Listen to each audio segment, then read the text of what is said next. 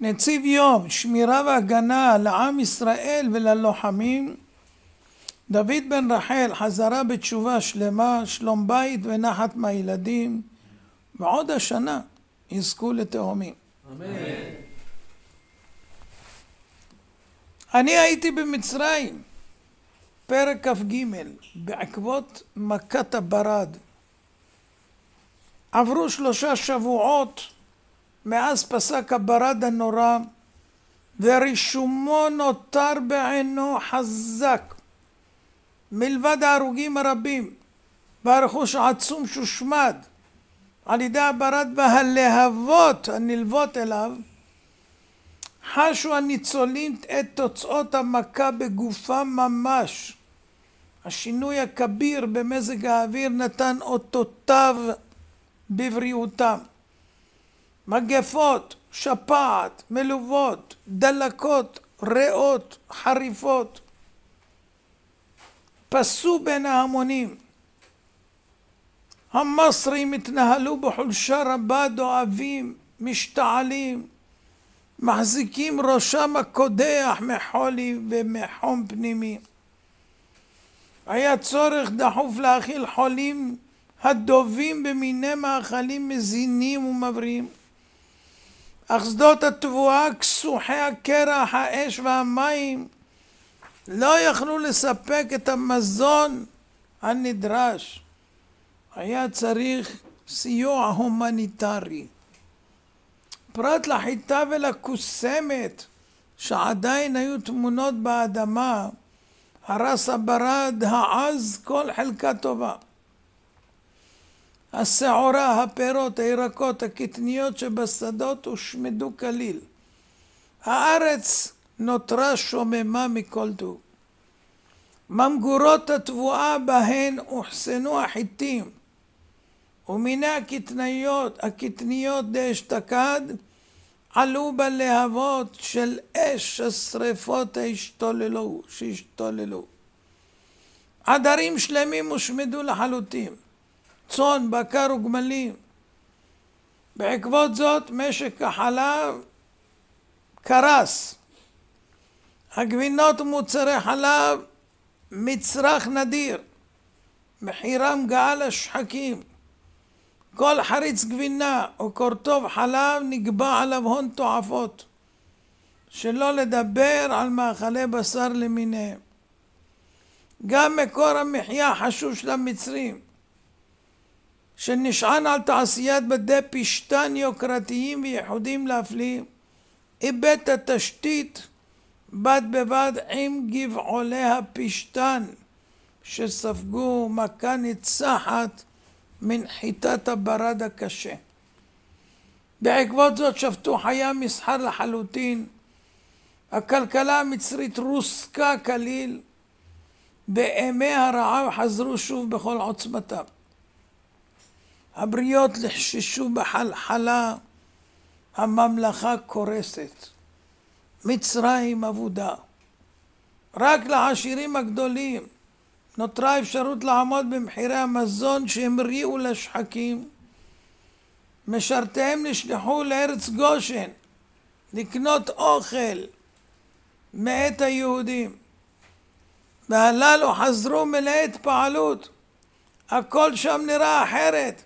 הירוק שולט בכל, ארזי השיטה מתנוססים לגבהים, אילנות מלבלבים. בברק של סוף החורף עצי השקט פורחים במלוא עוזן, מלבינים בפרחיהם הרבים, משמחים את הלב. עדרי צאן שמנים רועים להנאתן באח והדשן. המצרים מוכי הכפן הביטו ביהודים בעיניים רוויות קנאה. לפני מספר חודשים המצב היה הפוך לגמרי. אז הם היו האדונים השבעים והגאים. באופן מופגן היו מבשלים בשר איילים עסיסי מול העיניים של יהודים מורעבים, ומביטים בהם בזחיחות אכזרית. ביהודים מזה הרעב הבולעים את רוקם מחמת ריח הצלי והתבשיל המהביל. גם מנת המזון היומית נמנעה באכזריות רבה. הלחיצו אותם בעבודה מאומצת, תמורת שברי מצות עלובות.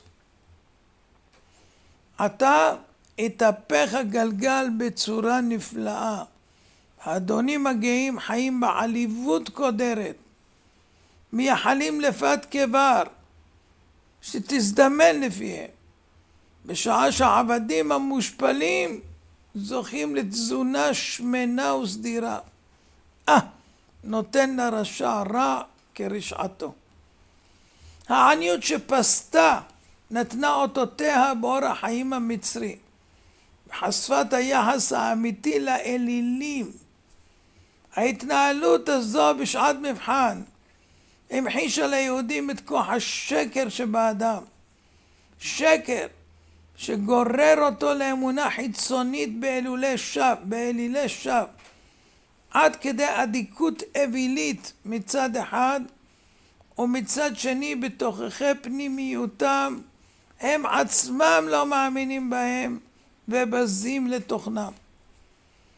התנהלות המצרים האירה באור אמת את דמיונות השווא בהם נאחזו שנים כה רבות, כשסנטו ללא הרף ביהודים וכינו אותם נבערים שאינם מבינים כלום בכוחם הרב של אלוהי העץ והמתכת. הבולט שבהם היה הכומר השכונתי, שהרבה ללהג בדבר מעלת אלוהיו.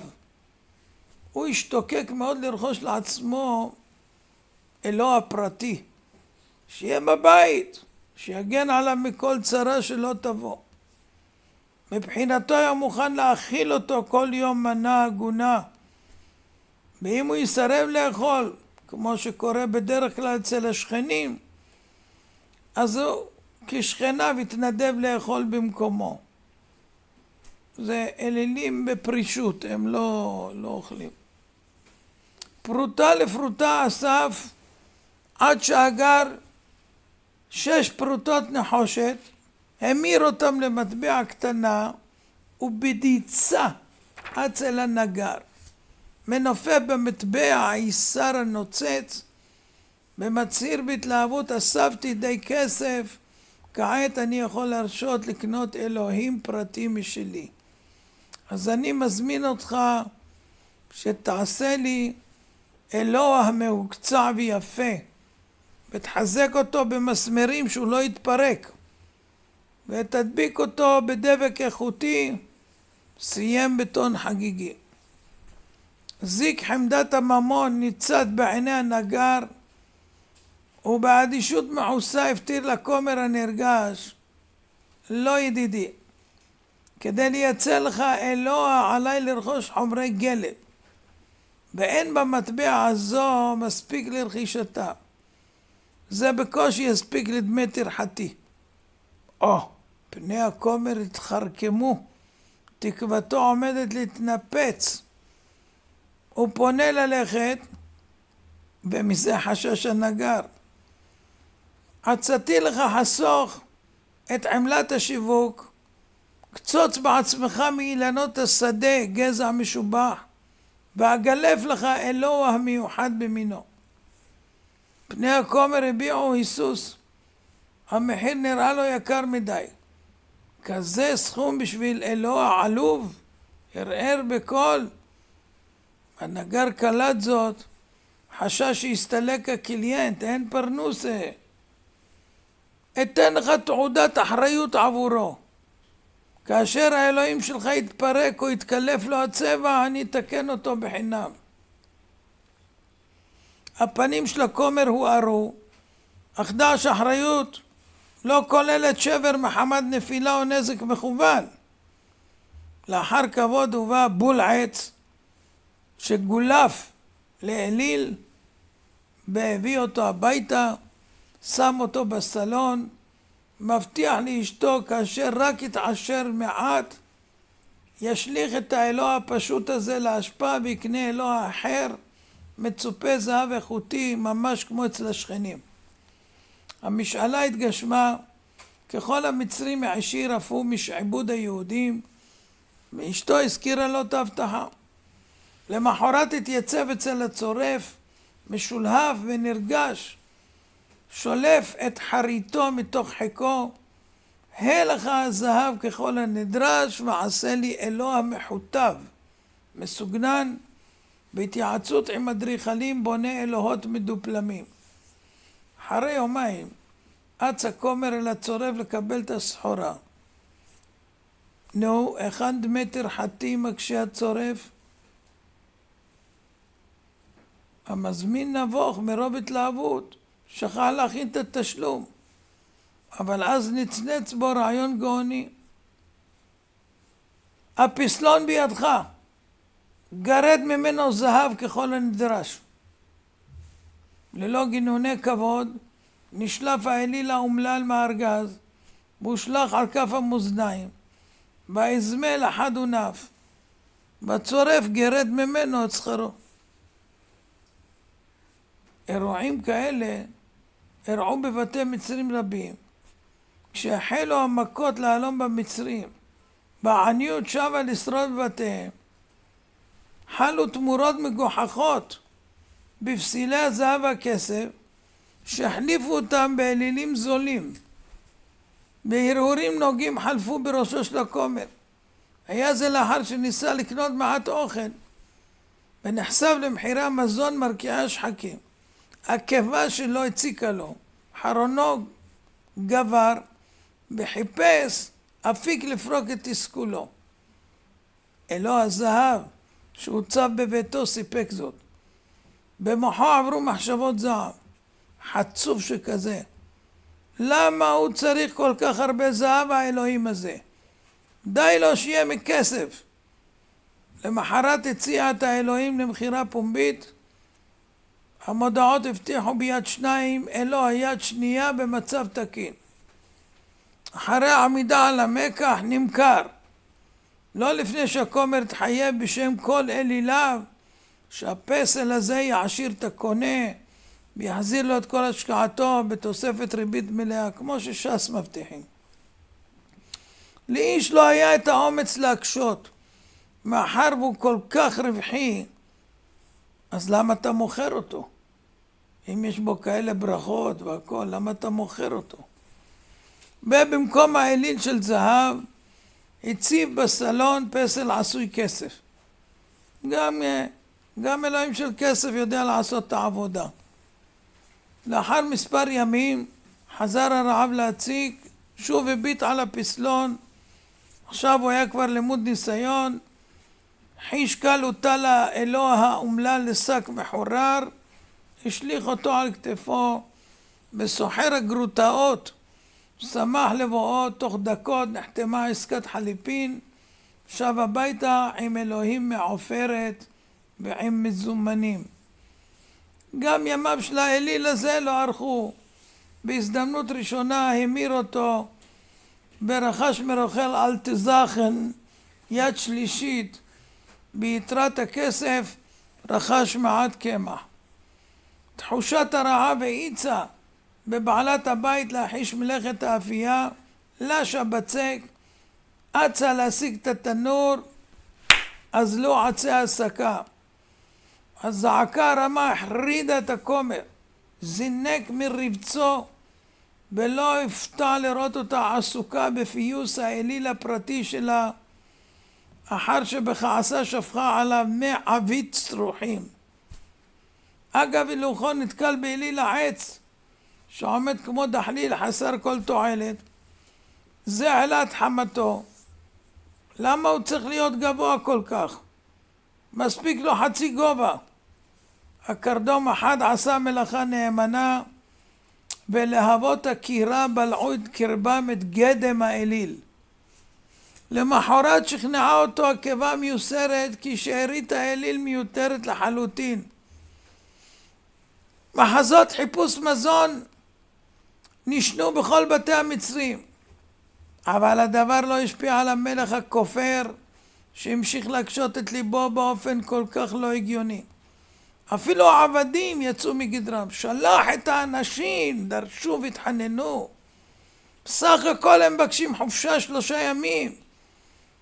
שלח לפני שתקרוס הממלכה. פני פרעה התקרקמו. לדידו רעיון השילוח לא עומד על הפרק, אך צריך הוא לרצות את בחירי שריו שלוחסים, וצריך להגיע להבנות. המוח הערמומי עבד בקדחתנות למצוא מוצא מן הסבך. הפתרון נמצא. ישמיעו היהודים את דרישתם,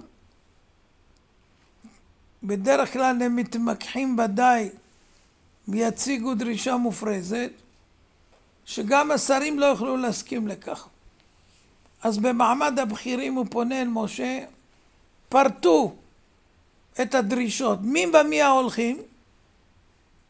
בלב עולץ הוא שומע את תשובת משה, בנערנו בזקננו נלך, בבנינו בבנותינו.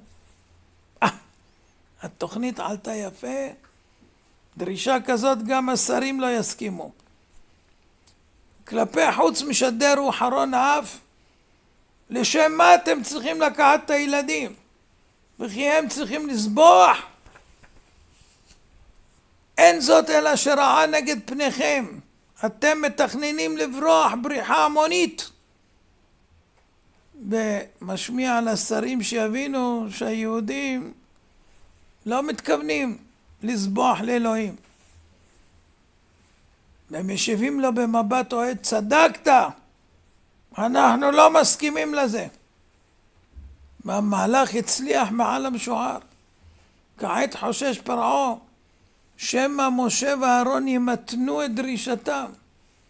לפיכך הוא מאותת לזקיפי הארמון למהר לגרשם לפני שהם יתמתנו בדרישות. ממש סינואר וביבי.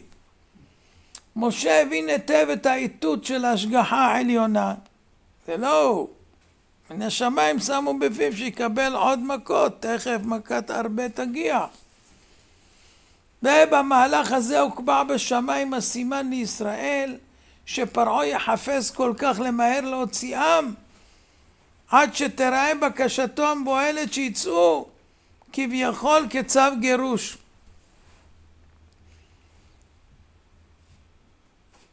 רוח מזרחית חמה נשבה לאורך היום והלילה, מייבאת עמה אקלים מדברי ממדבר סיני. השחר הפציע, השמש עלתה למעלה מהירה קו רקיע מזרחי, צובעת אותו כמו בירושלים באדום ארגמני, מתגברת אט אט עד שהאירה את פני כל הארץ. עבדול כרים אהב את זריחת השמש.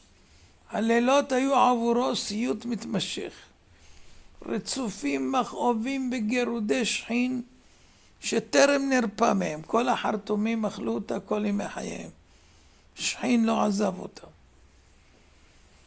גם במשך היום הוא היה בצער גדול, כי היה מנוע לצאת לרחובות. המראה שלו היה דוחה, הזרועות מלא פצעים, חסרי ארוחה. עוד מהכינים הידועות לשמצה, שעדיין היו מתהלכות על בשרו. התאהבו בו, לא רוצות לעזוב אותו. אך לפחות הוא יכול לעמוד מול חלון ביתו החרב למחצה ולהביט בנוף. לא נותר הרבה מהנוף היפה שפעם היה נפרס לנגד עיניו, אך בכל זאת נשאר עדיין קצת ירוק, שבאורח פלא שרד את הברד ואת הלהבות שבאו בעקבותיו. ומה אומר לעצמו עבדול כרים? לא תאמינו, עוד יבוא יום נחזור לשלוט על היהודים, נכריח אותם לבנות ולנטוע הכל מחדש. עבדול, אני משאיר אותך עד מחר לקראת מכת הרבה. בינתיים אנחנו נלך ללמוד תורה, ואתה תתגרד לך ותסבול עוד עד שנגמור את הסיפור שלך. ביי עבדול. הריני מכוון לקיים מצוות חכמים. רבי חנניה אומר,